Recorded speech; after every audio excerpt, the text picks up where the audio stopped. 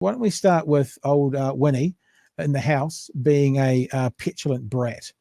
So let's have a look. There was a lot of goings on in the house, and I'm not going to play all of what went on, but there was a lot of sort of name calling, and it just was weird. But when he became his most petulant, and this is a rule, yeah, the rule is, because it's an official language of the country, you can speak in the house in Māori, and they have to translate it. So obviously, they spent a whole bunch of the time asking Winston Peters if he agreed with Winston Peters of 2017, and then Rawiri gets up and has a chat, or asks his question in Māori, and Peters refused to answer it.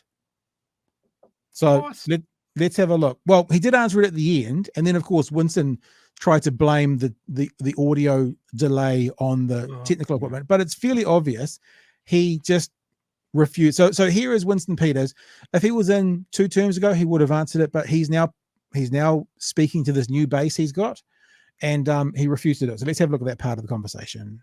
Rawiri Waititi asking his question in Māori, leading to a standoff. Winston Peters refusing to answer or use the translation device. The Te Pāti Māori co-leader refusing to translate. So important part, refusing to use the translation device, right? He wouldn't put it on his ear when the question was being asked. Question doesn't need to be answered if the minister doesn't, or Prime Minister in this case, doesn't feel like he wants to answer it. The move sparking outrage.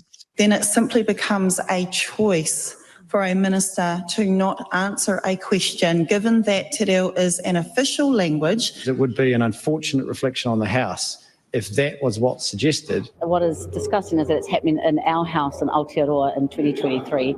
Shane Jones blames the translation earpiece, eventually stepping in to whisper. Shane Jones blames it. So Shane Jones found the out for Winston Peters. Notice what they said? Not Winston Peters blamed it. Shane Jones did. And then Winston obviously went, oh yeah, that's a good excuse. To his leader, who eventually answered the question. The reality is that there was a slight delay in the translation. How shall I say, the language that was being used was very, very slow. But with questions in Te Reo becoming a norm, the speakers agreed to think about whether changes are necessary. There you go. So there's part one. I'm just realizing there's a really interesting part from TV3, so I'll go and grab that while you speak to that, Chewy, because I haven't got it queued up yet. But there you go. There's the petulant brat. I don't give a fuck what they say, whether they're trying to blame it on the technology. He was just being a petulant brat. Yeah. This is a former foreign minister. So he's more than used to dealing with translation services before. It's a system that works in our courts. There's always, he's pretending that a translation is not instant. Yeah. There's a delay. Of course it is. Someone's got to translate it. A slight delay. I think what Marama says there is absolutely true. If he's just refusing to answer a question in the House, which is kind of the entire point, is being questioned on your government's stand or position on things or the decisions that they've made. If you can just go, I don't like the translation, so I'm not going to answer it. Yep. Or, what's the next thing? I don't like how the question was framed. I'm not going to answer it. Yeah. And it's pointless. Well, it's this chipping away at what could be seen as a little thing. Like people will go, oh yeah, I don't like translations either. But it flows on from there. Just don't answer a question. Don't want to. Well, the Māori Party have come up with a new name for Uncle Winnie as well. This is the TV3 report. We don't often watch the same report twice in a row, but TV3 kind of gave it a bit of a different spin. Let's have a listen. Back for a spin in the big chair, the Right Honourable Winston Peters, acting Prime Minister. Mr. Speaker, to the acting Prime Minister, does he stand by all of his government statements and actions? That's you. That's you. Haunted by the ghosts of Winston Peters' past. Does he agree with Winston Peters? The opposition lining up with a statement that the oil and gas ban, quote, makes sense. After statement, we in New Zealand First are going to stop land sales to foreigners and house sales to foreigners. Made by Mr. Peters. Having heard that a quote from one of the brightest guys that have ever come to this parliament. And his coalition partners in the past. Does the Prime Minister or the acting Prime Minister agree with David Seymour that, quote, you can't trust Winston Peters and that Winston Peters is, quote, just a muppet? The problem is he can't work with anyone. The good news is he's going down in flames. He's yesterday's man. And if not, why not? Because even politically, as the good book says, nobody's beyond redemption. Question time briefly took a turn to pop quiz. There we go. Members' pride in the minimum wage level. Can he tell the House what the minimum wage is today? 233? 2270? 2270? Am I right? But mess with this bull, you get the horns. You don't shout out like some bunch of clowns at university. Yes, and don't just carry on like a bigoted lefty shill. A woke, idiotic left with the ideals. His most savage saved for Te Pāti Māori, at first declining to answer their question asked in Te Reo Māori, Hea tō whakautu. unless Rawiri Waititi translated it for him. Listen carefully here. Absolutely not. Okay. You answer that or not? So for people in the audio podcast, that was the Speaker of the House looking down to the acting Prime Minister saying, are you going to answer that or not? You can tell me in English or you can... And Winston Peters replies, he can tell me that in English. So let's just put the whole technological issue bullshit aside. Are you going to answer that or not? If he tells me in English. That was the conversation that some of you may have missed on the audio podcast, but the rest of us watching saw on the Chiron. Well, the people who are watching on television also are part of this parliamentary debate. That's what a democracy is called. It's not about just about 5%. It's about the other 95% who pay as well. It's called One People, One Country. It should be noted there was a translation provided on Parliament TV and there was translation available in earpieces for MPs, but Peters doubled down. Are you going to not answer questions if they're in Te Reo Māori? Would you just follow the facts for a change? I did answer a question, didn't I? Yeah, initially you didn't. No. Translation was really slow. And this is the disgrace. He's a perfect example of a Polynesian. He's exactly what he is. He's a perfect example of a Polynesian. Did you get that? Mm-hmm. A Polynesian. A Polynesian? Would you get to the end? A very eventful temporary turn at the top. Jenna Lynn. So, a Polynesian is Winston Peters, according to the Māori Party.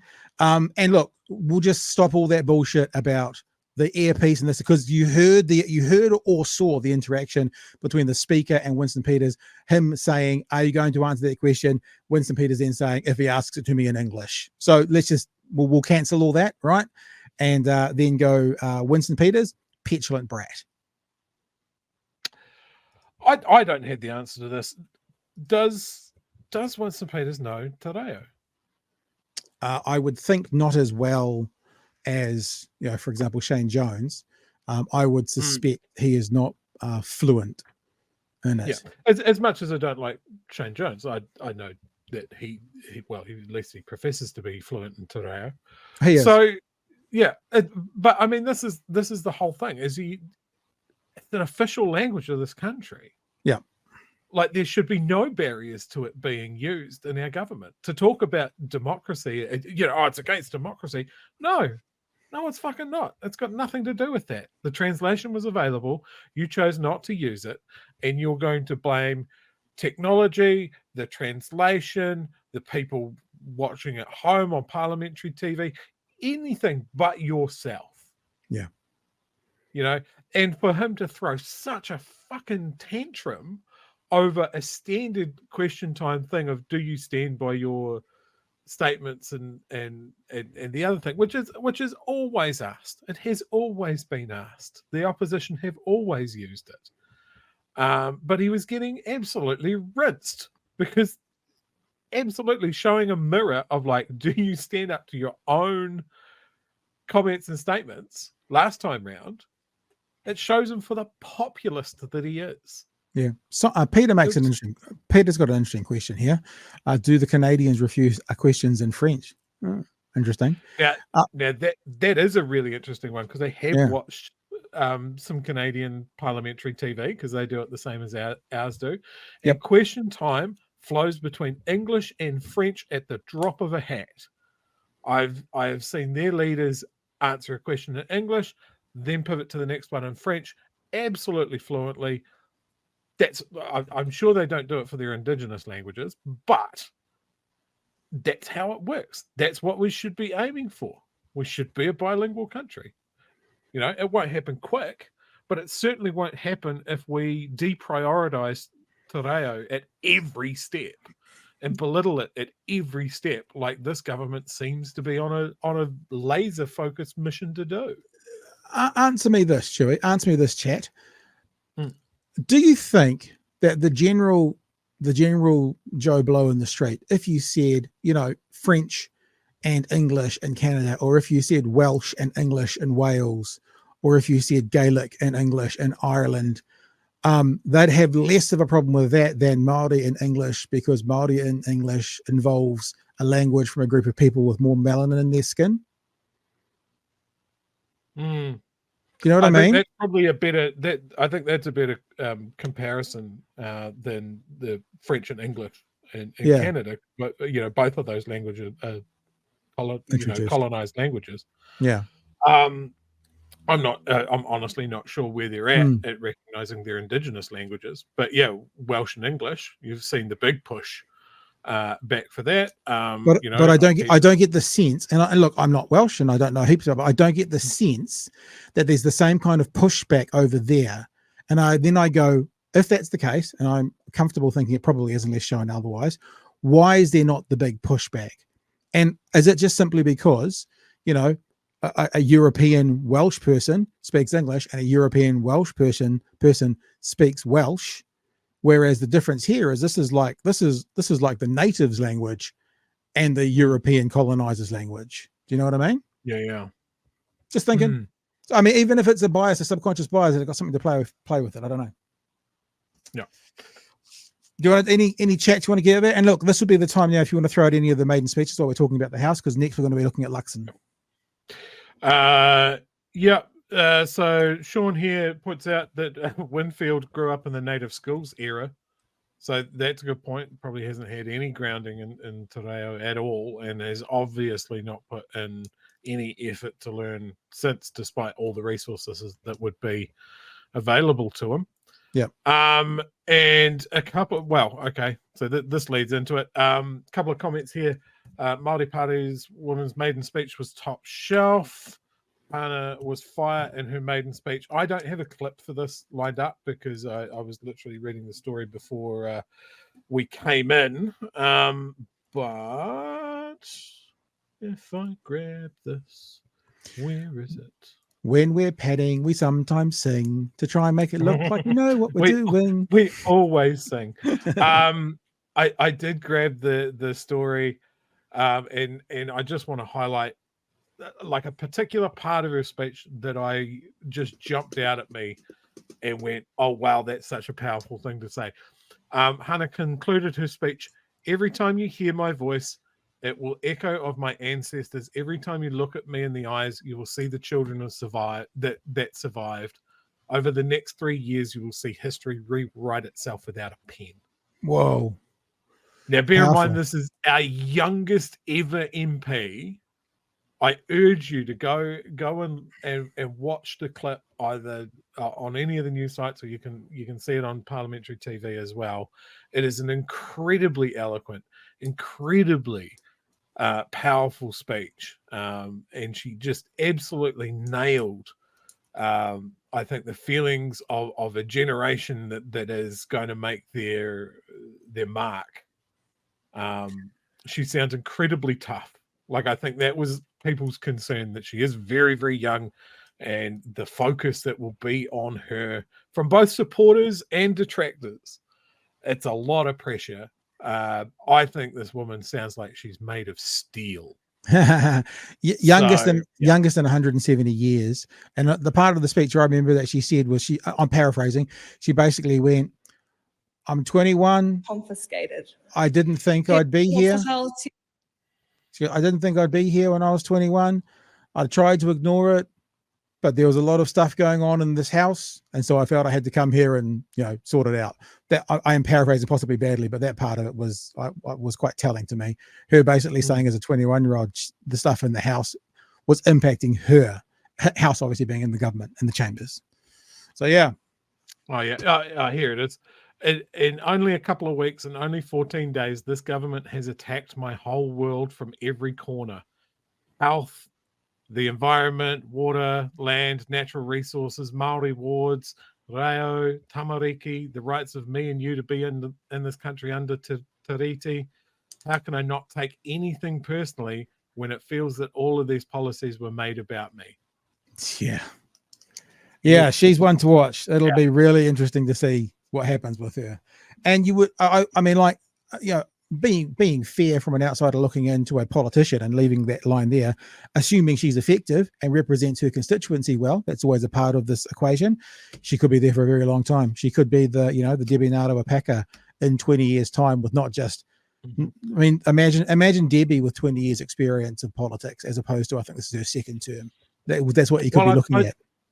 I mean, bringing Debbie up is, I think, a really good point. Think of the people that are mentoring her. Yeah, are going to have her back through all of this. Yeah, and it won't just be the Māori Party who have her back. No. You think about Marama being involved. I'm sure she will be. You know, it'll be a group of Māori around her and a group of leaders to look at her and say, you know, 20 years from now. I'm not saying this like people said of that National Party MP, is it Mega? Oh, he's the next Prime Minister. But 20 years from now, who knows? First Māori Prime Minister. And I think the third thing that I want to mention is something that she said, and I think the contrast is really there with those in the new government that are just basically like, well, we won, we got voted in, suck it, we're going to do what we want to do. Yeah. Is her calling out how accessible she's going to be to her electorate and how accountable she is to her people. So, I mean, I think just even that acknowledgement of who put her there, and why they put her there, is a real contrast to some of the others.